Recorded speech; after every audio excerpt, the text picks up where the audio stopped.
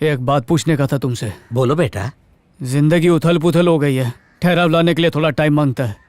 वापस पैरों पे खड़े होने के लिए मेरे को आपकी मदद चाहिए, इसलिए काय पाहिजे?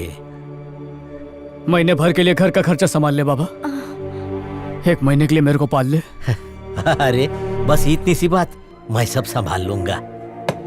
कस्तूरी मैडम, कौन है? आपसे बात करनी है। मैं पकिया का दोस्त अरविंद है। मुझे नहीं मिलना, जाओ। मैडम, मेरे दोस्त की मौत का और आपका कोई भारी कनेक्शन है, उसको जाने बिना जाऊंगा नहीं यहाँ से। आप दरवाजा खोलती है कि तोड़ डालूं मैं इसे। आपकी कंपनी के प्रोडक्ट्स मेरे बेटे को अच्छे लगते हैं। होम डिलीवरी हो सकती है? एड्रेस बोलिए, हो जाएगा मैडम। पाटलिपुत्र, गोरेगांव। सिद्धू, अंदर जाके खेलो ना, कितना तंग करते हो। आ गए आप? बहुत पंक्चुअल है। हेलो पकिया, कैसे हो पकिया? मैडम,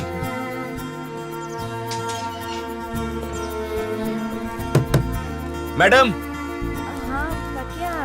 हाँ मैडम। मैं जरा बिजी हूँ, सामान दरवाजे पर छोड़ना, मैं उठा लूंगी। और गमले के नीचे पैसे हैं।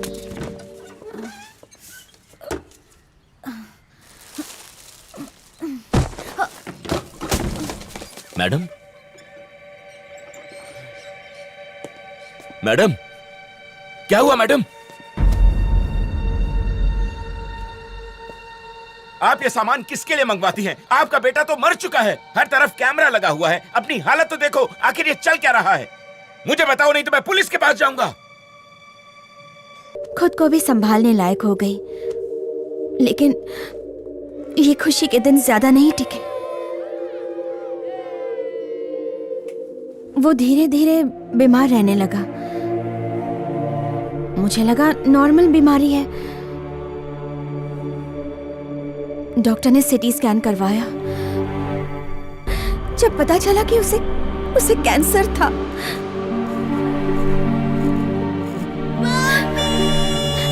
सिद्धू,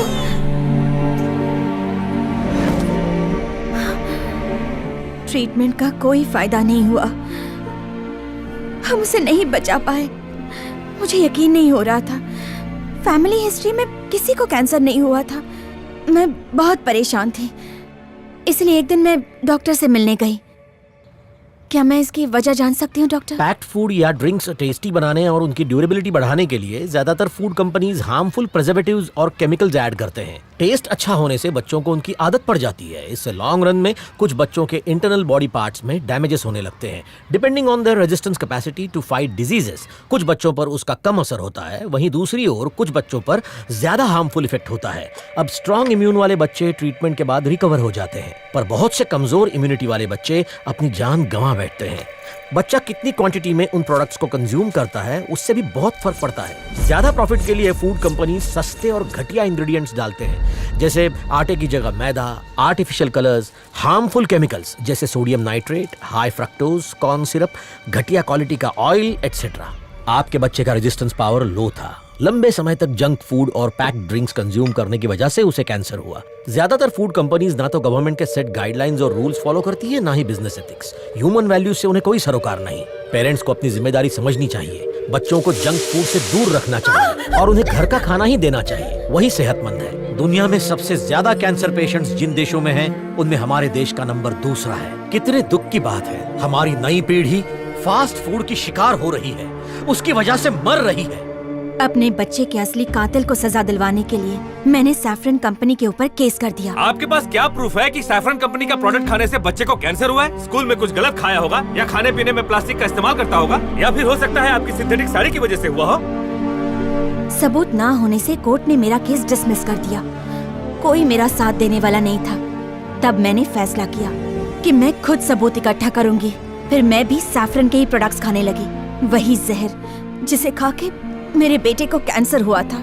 मैं सैफरन के प्रोडक्ट्स का पर्दाफाश करके रहूंगी।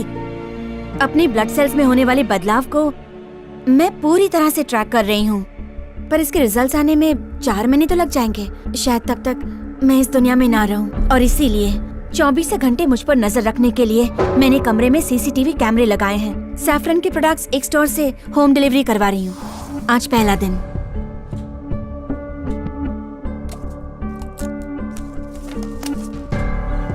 ये लो मैडम, चेक कर लो।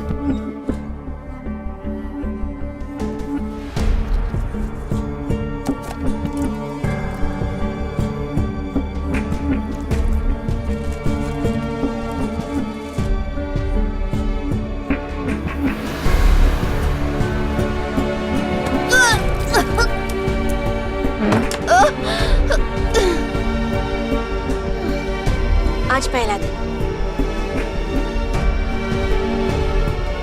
अब मैं नहाने जा रही हूँ। बाथरूम में खाना नहीं है, पर किसी को शक ना हो इसलिए बाथरूम में भी कैमरे लगवाए हैं। क्या ये सबूत काफी होंगे? मैडम, मैं एक गली का गुंडा था मैडम। मैंने बहुत से खून होते हुए देखे हैं, लेकिन आपका इस तरह खुद को मारना मैं नहीं देख सकता मैडम। मैं आपकी हर तरह से मदद करूंगा।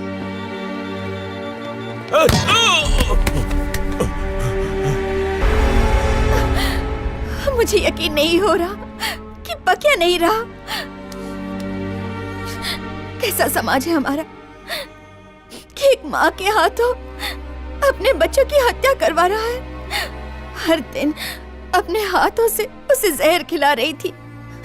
मुझे यकीन था कि मैं अपने बच्चे को सबसे हेल्दी और बेहतरीन चीजें खिला रही हूँ, लेकिन इतनी बड़ी कंपनी भी ऐसा करे तो किस पर विश्वास करें? सैफरन कंपनी को एक्सपोज किए बिना मैं नहीं मरूंगी। मैं मानता है कि आपके दुख को कोई कम नहीं कर सकता, लेकिन आपको यह जहर रोज खाने को नहीं देगा। आप जैसी हिम्मत वाली औरतों की दुनिया को जरूरत है। मैं कोई ना कोई रास्ता जरूर निकालेगा। सर, पकिया के बारे में मैं कस्तूरी से बात करने गया था। क्या कह रहे हो? पहले मुझसे बात करना चाहिए था ना। मलम आती है सर, उसके मासूम बच्चे की मौत की वजह हमारे प्रोडक्ट्स ही है, और यह बात साबित करने के लिए वो रोज हमारा प्रोडक्ट खाकर अपनी जान जोखिम में डाल रही है। और तो और उसके पास वीडियो रिकॉर्डिंग भी है। जयराम, तुम बच नहीं सकते। तुम्हें और तुम्हारी कंपनी को बर्बाद कर दूंगी।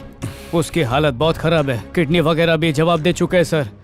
उसको कभी भी कुछ भी हो सकता है सर। ये सब सुन के बहुत बुरा लग रहा है। ऐसी कंपनी में काम करके अफसोस हो रहा है। अब चाहे कुछ भी हो जाए, हर हाल में कस्तूरी की मदद करनी होगी हमें। इस कंपनी को कोर्ट में ले जाएंगे। वो भी यही बोल रही थी सर, पर मैं जड़ से इलाज करना चाहता हूँ, इसलिए आपके पास आया हूँ।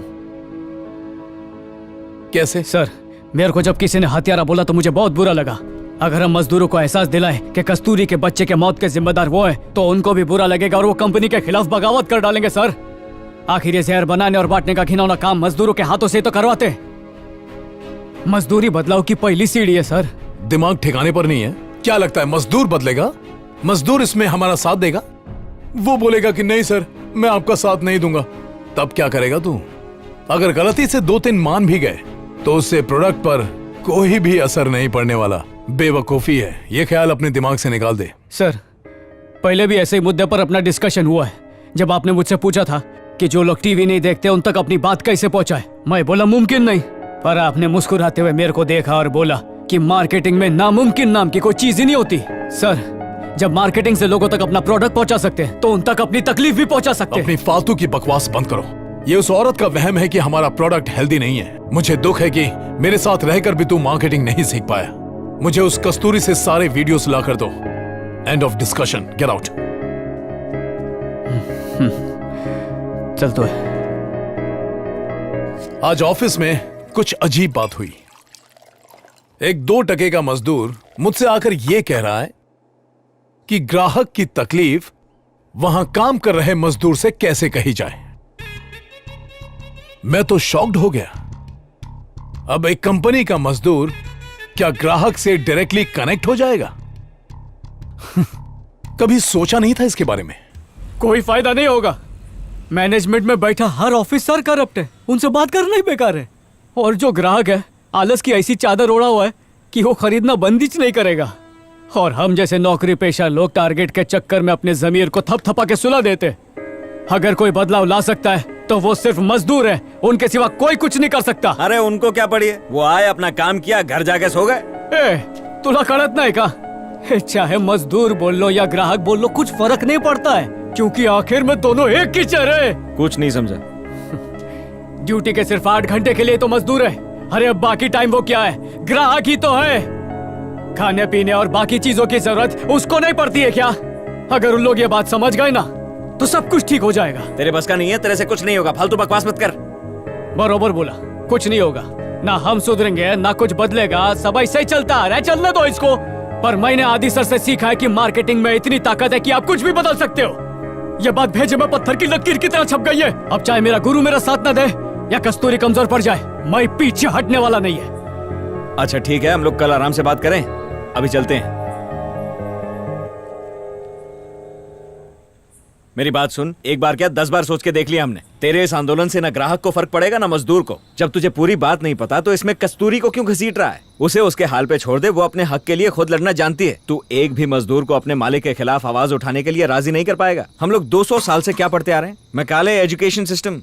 अंग्रेजों ने हमें यस सर बोलना सिखाया और कठपुतलियां बना के छोड़ दिया। मेरी एक बात गौर से सुन ले, ये जिन मजदूरों की तू बात कर रहा है ना, ये इसी एजुकेशन सिस्टम से पढ़ के निकले हैं। इन लोगों को तू बदल लेगा क्या? हो ही नहीं सकता। अंधों की बस्ती में सुरमा मत बेचो। अरे मेले को क्यों बुलाया मीटिंग में? बहुत अच्छी स्पीच दी, लेकिन मेरे को कुछ समझ में नहीं आया। क्या मजदूर से ये कहोगे कि काम मत करो? तुम वर्कर्स को काम करने से मना करोगे और वो तुम्हारी बात मान जाएंगे? ऐसा वो लोग नहीं होने देंगे। तुम्हें क्या लगता है अपने बकवास आइडिया से उसकी जान बचा लोगे? अरविंद, काय आई ऐसे फुग्गे की तरह मुंह फुला के काय को बैठा है रे? जान आई, तेरे को नहीं समझेगा, चल जा।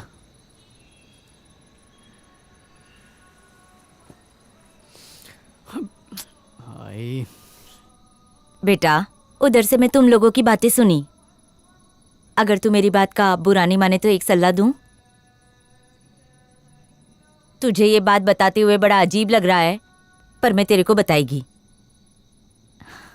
जब तू 2.5 साल का था तब से मैं लोगों के घर के बर्तन मांज रही है। मेरा हर प्रकार के लोगों से पाला पड़ा। कुछ आदमी लोग मेरे ऊपर बहुत ही गंदी नजर डालते थे। उनसे मुझे घिन आती थी कि जिन लोगों को मैं अपना मालिक मानती थी वो लोग कितने नीच है। पर मैं काम से जी नहीं चुराई, ईमानदारी से काम किया। उनमें से एक आदमी ने जानबूझ करके मेरे बदन को छूने की भी कोशिश की। मैं अंदर से एकदम कांप गई। तब मैंने सोचा मुझे अपने काम के प्रति वफादार रहना चाहिए, ना कि अपने घिनौने और गंदे मालिकों के प्रति। जब मैंने उसे घूर के देखा तो वो डर के मारे कांपने लगा। उसके बाद कभी मेरे सामने नहीं आया। वो मुझसे बुरी तरह डर गया, लेकिन मुझको काम से नहीं निकाला। उसको लगा मैं ये बात उसके माँ बाप को, बीवी को, अड़ोस पड़ोस में सबको बता दूंगी। इसी बात के डर से जब मैं काम खत्म करके जाती थी तब वो घर में आता था। पता इससे क्या हुआ? वो मेरी पहले से भी ज्यादा दिल से इज्जत करने लगा। जानता है तुझे ये सब क्यों बता रही हूँ? अगर तू तेरा काम वफादारी से करेगा ना तो तेरा कोई भी कुछ नहीं बिगाड़ सकता। तेरा बॉस भी कुछ नहीं कर सकता, तेरा बाल भी बांका नहीं कर सकता। वो हम जो पगार लेते हैं ना वो अपने खून पसीने और मेहनत की लेते हैं। किसी के तलवे चाटने की और जी हुजूरी करने की पगार नहीं लेते हम। बेटा अरविंद, कुछ गलत कहा मैंने? आई काय साला? आई बोलना बेटा। मेरी प्यारी आई, इतने दिन तक कहाँ थी तू? अरे क्या कमाल का आइडिया दिया मेरे को, मैं सब समझ गया हूँ। हर हर महादेव।